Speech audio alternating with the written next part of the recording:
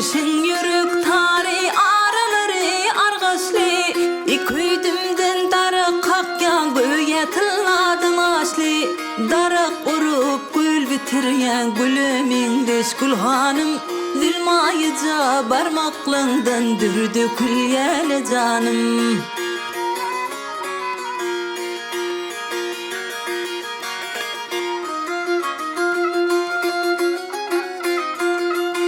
Gör kalıptır nipik halim dağı sehra çölünün Fergin summur cılgı senin alyan akmar gülünün Ayın günün nurun göryen nur doyan gölündün Gülür pek gönün nasıdır gülümün diş gülhanım Zilmayıca barmaklığından dürdü külyele canım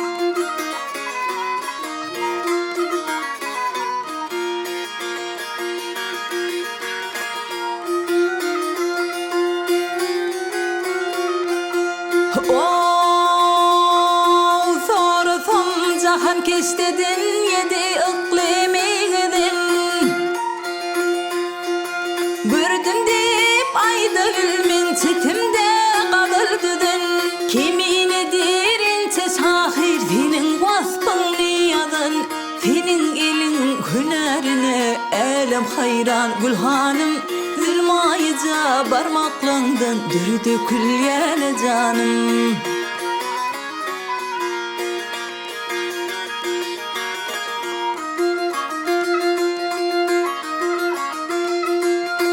Tarifini söylesem men alıp elime sadi Mehriban bulup açıllın yatladıp bahar yadi Erkin edi diyarımın sen hem bir erkin idi Mağluptan masriğe doli senin adın gülhanım Zilmayıca barmaklığından dürdü külyele canım